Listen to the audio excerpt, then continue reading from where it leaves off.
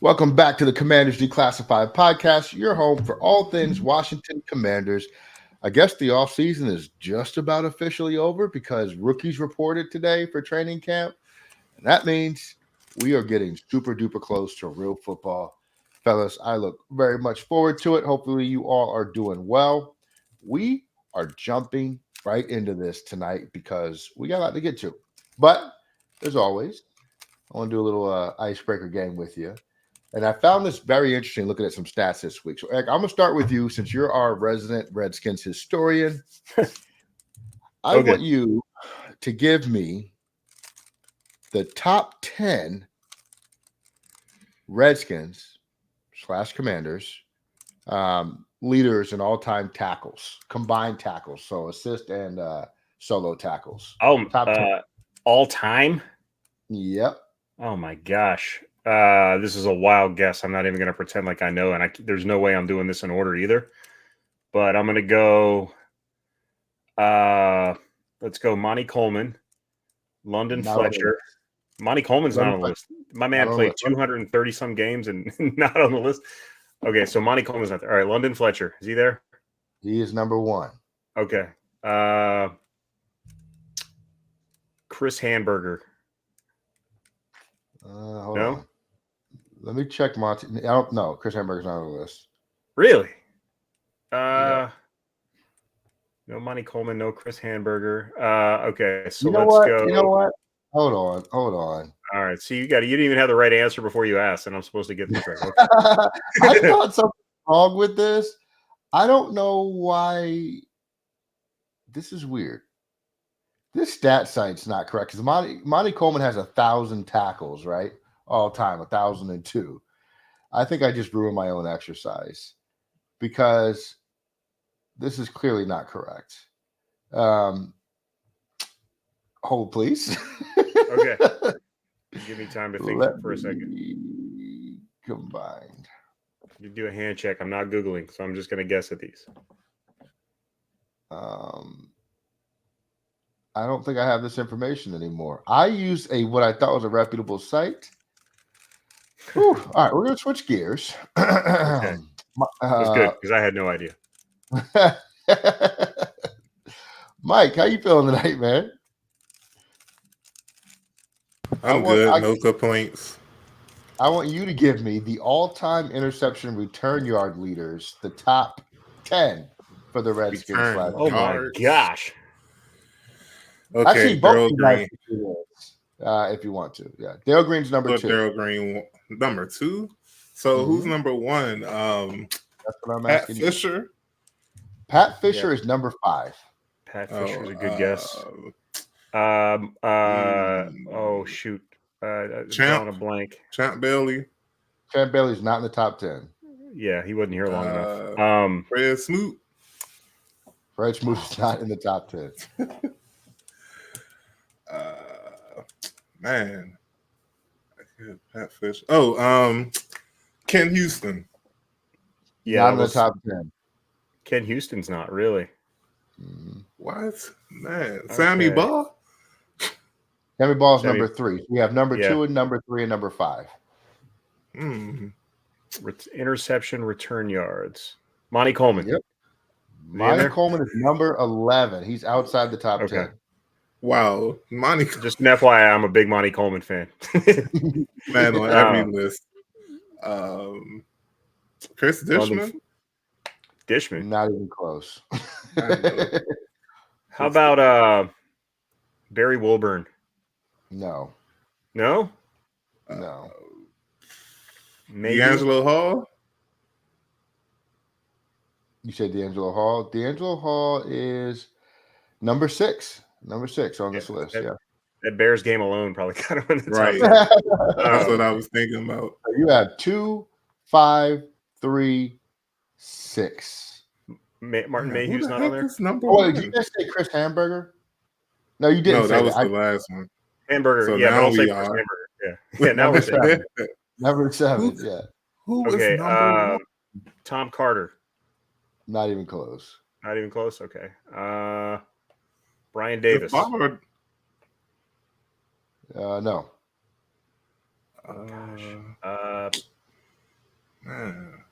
trying to think of anybody that I can't think of. Bass, Mike Bass. That might be Mike making Bass that up. is number 4. Okay, Mike Bass. Yeah. Okay. That's before my time, and I just remember he's the one that scored in the Super Bowl. It's the only thing I know about him. How about so we're missing how many? 4 now? Yep. All right. Who the heck is number 1? Sean Taylor.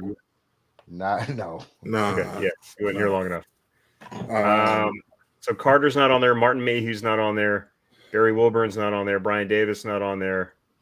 You know what all those players, by the way, have in common? What's that?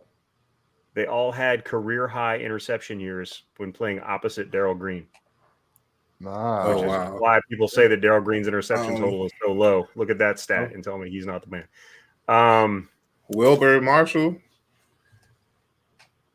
All right, I'm gonna stop you guys because we're Kirk gonna be here Ovea. for Yeah, Kirk there we are. Ovea is not on the list, guys. So number 1, Brig Owens. Brig Come on Owens. Okay, yeah. They got that. Number 2 is Darryl Green. Number 3 is Sammy Ball. Number 4 is Mike Bass. Number 5 is Pat Fisher. Number 6, D Hall. 7, Chris Hamburger.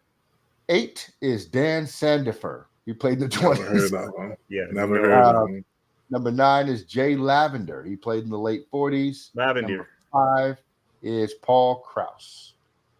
Okay. Yep. I do know him, All right. but We had a Lavender. There was a Lavender in the 70s too, I want to say. It was like a Mike Lavender or somebody like that played in the 70s. I don't Clearly. feel too bad about my Yeah, I mean we didn't get we got everybody current. Jay Lavender and Paul Krause and I got my tackle stuff together. We're gonna go solo tackles because this Solo site's not showing tackles. me tackles. All-time leader in solo tackles, according to this site. Just give me the top 5. Okay, London Fletcher. Put him in there. London Fletcher is number 5. Okay, I'm gonna put Dave Butts on that list. Not on the list. Really? Okay, they didn't play I'm for surprised. 62 years. And he's I not on was the going to list. say him. Sam Huff. I don't see Dave Butts like even anywhere on here. He was I a wonder if defensive this is like- tackle, so yeah. he may not be. Dave, Sam Huff on the list? No. No. Mm-mm. Oh boy. Nice. So we got Fletcher. Is Wilbur So- Marshall on this list? Wilbur Marshall is number 4, just above London Fletcher in solo Okay. tackles. Wilbur Marshall. It's a good guess. Good answer. Monty Coleman on the list. Monty Coleman's number 2. Number 2. Okay, so we got Um, 5, 4, 2. and Hamburger is not on this list. Not in the top, whatever. This may be Not in the since top year, 5? whatever. Yeah, I don't see him on the list. Solo tackles. Ken Harvey? He was an edge though. I don't. He's like number 20 on this list. Yeah, because it's like. Hey. Yeah, I'm trying to steer clear because I'm like Charles Mann would be one of my guesses, but I don't think he'd be on He there. is number Again, 3. is he really? Oh, really? Charles Mann, really? Wow. As an edge, okay. He did play forever. It's wild that he is, but Dave Butts isn't. That's crazy. Right. I'm almost wondering, like, if they didn't keep track of tackles back then. Like, I don't know. So, Okay. So we got 5, 4, and 3. Do we need I can't who? guess. No, you got 2. You got 2. Monty Coleman. You already got him too. Yeah. yeah. So I got 5, 4, 3, and 2. Oh, we only need number 1. Yeah. Number 1 all time, and it's not Sam Huff, and it's not Chris Hamburger. It's not. It's geez, who played middle linebacker? Is it a safety? I'm not giving you hints. I don't think it's a safety because I It's Pat don't think Fisher. we had a safety that played long enough. It's Pat Fisher or Ken Houston. No, because if Hamburger's not on the list, Pat Fisher's not going to be on the list. I wouldn't think he could be. I mean, I could be making this up, but it doesn't seem like they're. It seems like people from like my era, and I'm just trying to think of who played long enough. I'm thinking guys like Neil Oklowitz, but he was not a full-time linebacker. It's way more obvious than what you guys are doing right now. Is it really? Is it? 30 seconds to guess. I don't know who played middle linebacker last year. Is it Arrington? LeVar Arrington? LeVar Arrington is like number 17 Yeah, or didn't something. play here long enough. Arrington. I'm gonna tell you who it is. Daryl Green, number one. Okay. Yeah, that makes sense. Dumb. I'm so Yeah, I mean, he played 20 years. course. Yeah. Yeah. I'm This thinking. is I'm just crazy. thinking linebackers, but yeah, that makes perfect sense. Okay. I'll give you the full top 10. Daryl Green is 1, Monty Coleman 2, Charles Mann 3, Wilbur Marshall 4, London Fletcher 5, Kurt Govea 6, Andre Collins 7, Brad Edwards 8, Marcus Patton 9, D'Angelo Hall 10, Tim Johnson 11, Reed Dowdy is 12, Yeah. Ryan Kerrigan is 13, Rocky McIntosh is 14, Wow. Ken Harvey is 15, LeVar Arrington 16, Martin Mayhew 17, Champ Bailey 18, Stanley Richard 19, and Fred Smoot is number 20. Stanley Richard. The guy Yep. played like 6 games in DC, and he's like. So, and I was going to say his name for a few of those answers, but I was like, he wasn't here that long. He played like 1 Yeah. year. Terry Riley is like in the top 30 all time. Yeah, it just tells me he's some trash. No, they didn't start keeping records until the 80s. Clearly, that's the big reason. But man, especially tackles. Yeah. Well, real quick, tackles for loss. Give me 5 people who would lead our franchise, and they're all relatively modern players. Yeah, Charles Mann. I'm gonna put him on that list. Wilbur Marshall. I'll put him. Not Wilbur Marshall. London Fletcher. We got to start with him. Nope. LeVar. Really? Fletcher not on the list? LeVar is 1, 2, 3, 4, 5, 7. If Cornelius LeVar Griffin, 7. Philip Daniels, like those guys. Are we talking about those type of guys? Yes. Griffin is 8. For top 5. So Man, okay. Payne and Allen. Allen is 2. Payne is 3. Nice. So we got Payne, Allen, and who else? Montez Sweat. Might as well just go for the whole D line. Is number 5. Yeah. Okay. Oh, really? Man, we're talking about real recent guys then. Cam Curl. Oh, Lorenzo Alexander. No. Marcus Washington. Marcus Washington is right after the top 12. He's not on the list of top 5. Oh man. So who are we missing? Number 1 again?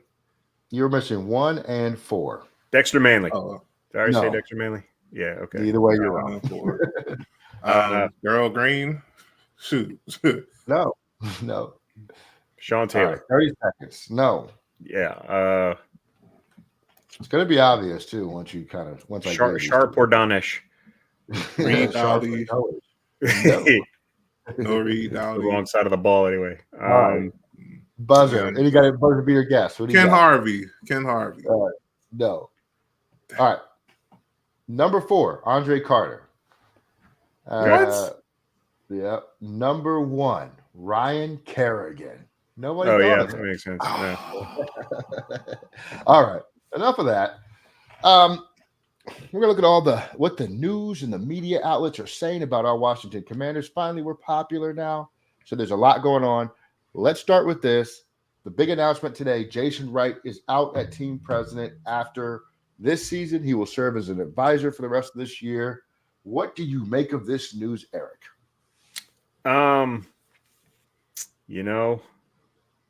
It's interesting timing, I guess. I guess right before the season's a good time to get it out of the way, but it always reminds me of the executives that leave to spend time with their family on a Wednesday afternoon. It may not be, may not be entirely his decision. I don't know. But I mean, his stuff really didn't affect football, so I don't honestly care enough to really, it doesn't move the needle at all for me because he was on the business side. And I guess he got some things done. He's still going to be on in a senior advisory role from what I saw. So I guess it's not bad blood that's causing it. Maybe he's just ready to move on. I know that he was in one of the finalists for the job in Green Bay to be like the team president up in Green Bay, which is basically like the guy who runs the team. So, I mean, obviously he's got options and he's, he can do better than DC. So wish him the best, but don't really care, honestly. Yeah, I met him before. Nice guy. He's really tight with Roger Goodell, so it's an interesting move in that context. But I think for all the folks that think that this means that name debate's getting sparked again, I just say slow your horses. Everything's about the name, isn't it? Everything leads back to the name. It does. It does. It does. And that's It's all never over. coming back. Like, just accept it's never coming back. It's put it in caps. Never coming back. That's right. Mike, the NFL.com put out a little neat video that said that the ceiling for the Commanders this year was 7 wins. You've seen this, I suppose. And I think the floor was about, what, 3 or 4 wins or something like that? I can't remember. Yeah. I think it was 3 and 14. Is that fitting? You with it? Yeah, I think they nailed it, to be truthful with you. If you didn't see the video, they went game by game, 2 times basically. The first game, they went with the Vegas win total and just compared them to the team. So that's how they ended up with 3 wins in the first round for the floor. But for the ceiling, they kind of gave us games that you think they could win, like a road win versus Arizona, sweeping the Giants, getting the Bears up out of there. So I feel like it's right on target. It's par for the course. 9 wins feel like a very great season for this team in their first year, and 3 wins, that's the floor. Like, that's the basement. That's hell. Like, that is the absolute floor. And I hope we don't see it. And I don't think we will. I think Vegas kind of hit it on the head, 6.5. I think we're going to win 6 or 7 games next season. So congrats to the game picking guy, as he goes by. Yeah, I don't know if 7 is the ceiling. No, 9 is the ceiling. Oh, 9's the ceiling. Yeah. That's even for a ceiling, that's even a little low for me. Like I think 7 is the likely outcome.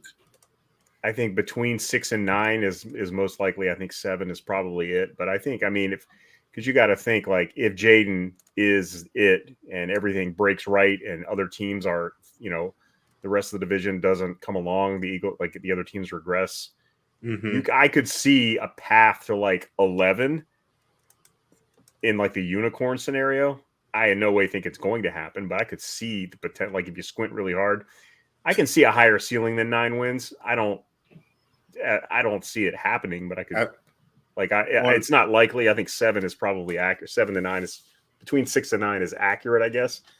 On the preview, they had us being swept by Dallas and Philly both times. So if they split with Dallas and Philly, then that would be 11 and 6. But they also had us sweeping the Giants, because that ain't happening. Yeah, we don't. Man, what? We can get out of play. It doesn't matter how bad the Giants are; they're going to. I'm not talking about this until the season starts, because the Giants, man. I think it's far more likely that we split with Dallas and Philly than it is we sweep the Giants. Yeah, you heard it here first, kids. That's right. So in that same video, Eric, they gave some upgrades and some pushes based on our offseason move. They had Jaden Daniels an upgrade over Sam Howell. I'm going to agree with that. They had Austin Eckler as an upgrade over Antonio Gibson at this point in his career. Are you agreeing with that? Yeah. Okay. They also had Luke McCaffrey as a push for Curtis Samuel. Is that too rich for your blood? That's a stretch. But yeah, why not? It's a favorable thing, so sure. But no, I don't think he's maybe Curtis Samuel the way he was used.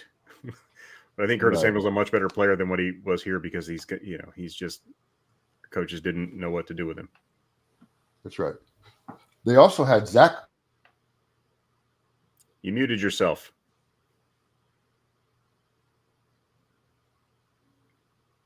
Feel the awkward silence. All right. Yeah. Now I can't hear him at all. Now you're off again. You're not even muted. What's going on over there? They had Zach Ertz had Zach Ertz as a push for Logan Thomas. Yeah, sounds about right. Based on the past year or two, that sounds about right. I'm not going to argue that. Zach Ertz is 54. So, we'll see what he's got left in the tank. He could potentially be an upgrade, but who knows? I was surprised to see that, actually. I thought they would give Ertz the edge, but they use common sense. So, yeah, Ertz is the crafty vet now, more so than he is the dominant or the really good tight end. He's still got some left in the tank. I think he'll be all right this year. He will be fine, fellas. Am I good now? I hear you. We can hear you. You're Okay. back. So Rich Eisen on his show said that the Commanders are his worst to first pick for the for one of his worst to first picks this year. Mike, you see it happening at all? Maybe. I could see that. I could see it being a sexy pick among the media, especially the national media that doesn't follow the team daily. It's a lot happening and good things and good ways for the Commanders. New owner, new coach, new GM, new quarterback, new defensive coordinator, new offensive coordinator, players everywhere. I think it was like 80% turnover rate or 90% turnover rate, something crazy, ridiculous. So yeah, if they can catch lightning in a bottle like Houston did last season, I know we're going to be saying that a lot until the season starts, but it's the truth. Like that's the model. That's the exact model that this team should be following or could follow. But yeah, he's not gaslighting us. Like that's the worst of first for Washington is very realistic. Will it happen? Philly and Dallas might have something to say about that, but I think we're going to make it interesting at least. In November, by Thanksgiving, we might be flirting with first place. Okay. Yeah, to me, not Dallas. Philly's the one to watch. The Giants, I think, are going to be last place. Dallas is going to come back to the pack. It just depends on what Philly's going to do. I know. I'm sorry to cut you off, Ali, and I know this is Commanders, but I want y'all to hear me. Philly and Dallas, their head coaches, I 100% do not trust. And that's going to be their Achilles heel for the 2024 season. I don't trust McCarthy without Dan Quinn, and I don't trust Sirianni at all. So that's going to be key for Washington to win the division. If those coaches don't control their team, which I really don't think they are, Washington can maybe sneak and win the division. Yeah, Philly's interesting because Vic Fangio is in Philly now, and that's what scares me because Vic Fangio is just everywhere he's been has just been a dominant defensive coordinator. Not a great head coach, but as a defensive coordinator, you cannot question anything that he does. They also brought in Kellen Moore, which is an interesting choice because we still don't know if he's any good or not. Like he's been on two different teams, and we still can't tell with him what he's made of. But I think the offense could regress. Sirianni could be the reason. Maybe it wasn't Brian Johnson's fault last year because Sirianni may have held him back. Dallas, on the other hand, I can see Dallas regressing. They lost Quinn. They brought in Mike Zimmer. His defense has been very stale for a long time, and he's not very flexible. And the offense, they didn't do anything to improve their team. They had much more subtraction than addition this year. So I could see Dallas regressing. They could also have one of those 13-3 seasons. Who knows? But yeah, I think Philly is probably the front runner in the division. But worst to first is possible for Washington too. Like I said, if everything breaks right and they win 11 games, that could be enough to win. So be it. Eric, Mina Kimes said that the Commanders need to find a balance with Jaden Daniels' explosiveness in the run game and protecting him in the pass game, aka his dual threat ability. Do you think that's going to be a problem this year, or do you think they're going to be able to balance that relatively well? No, I think with Cliff Kingsbury, he has shown that he can manage that well with a mobile quarterback. Can Jaden Daniels manage that well? He did well in college when he had good strong pockets, but he did show a propensity to just put his head down and run once he started. Once the pocket breaks down, is he going to be a guy who extends plays with his legs, or is he going to be a guy who takes off running? Which we don't know that yet. So that's the only question I have there. As far as the offensive game plan, they'll balance it out perfectly. It's just what's Jaden Daniels going to do. I have confidence that he will eventually become one of those guys who uses his legs to extend plays rather than just turns into a running back when things break down. It'll take time, but I think he's going to get there. Absolutely. You muted yourself again. Stop touching things. Stop touching things. We need to see your hands for the rest of the show. Okay. Mike, Pat McAfee says that Brandon Ayuk is trying to force his way out of San Francisco and to Washington. My question for you is, Are you tired of hearing this about Brandon Ayuk? How did I get this question? How did I get this question, bro? Like, did you do this on purpose? What the? Yes, I've been tired because for a plethora of reasons. A, I don't want to trade for him right now. We don't need him yet.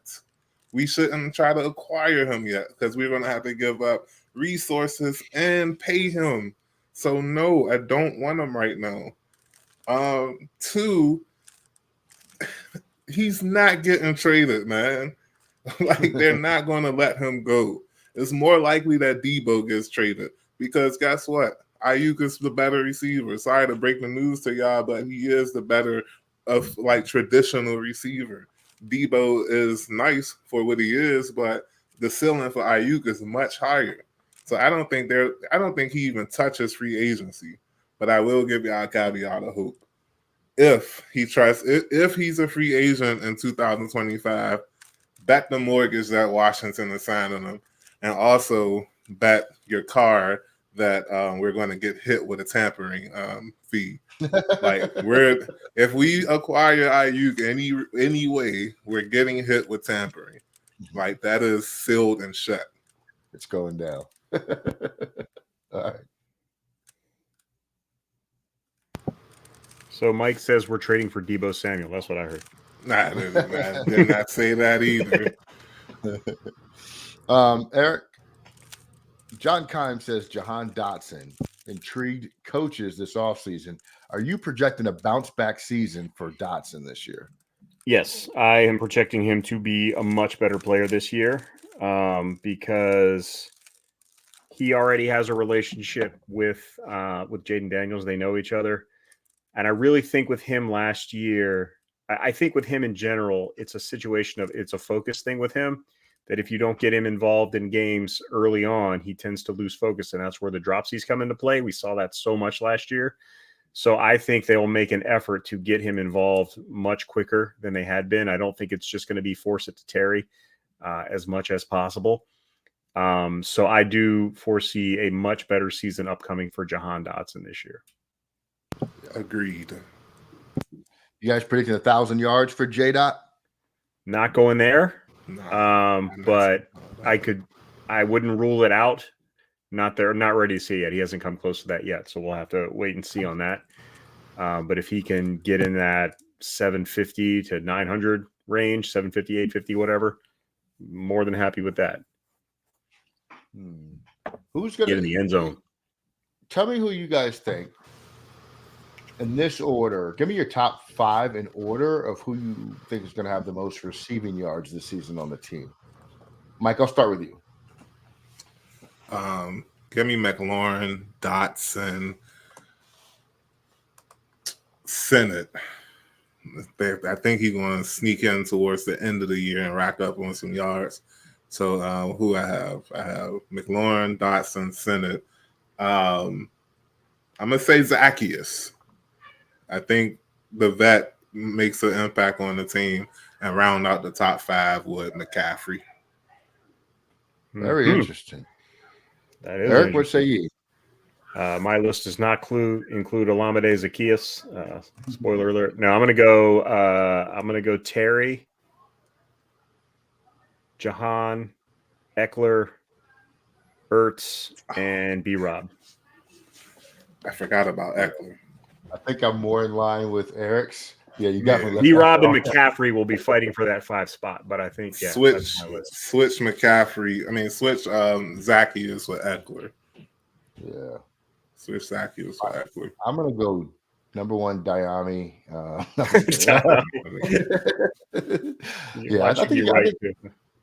I think it's. I'm actually gonna go Terry, Eckler, then Dotson. McCaffrey, I just don't know yet. Like, I don't know. You know what I mean? Like, I think he's going to be great, but I think they may use him in so many different ways. I don't know if he'll be up there in just pure receiving yards. So I got 3, right? I'm going to say, I'll say B-Rob 4, and I'll put I don't think. See, I'm kind of waiting on Senate too. I think I'm going to go Ertz. I think Ertz is going to play a lot more than people think he will. Yeah. So I'm going to go Ertz number 5. That's my list. There you go.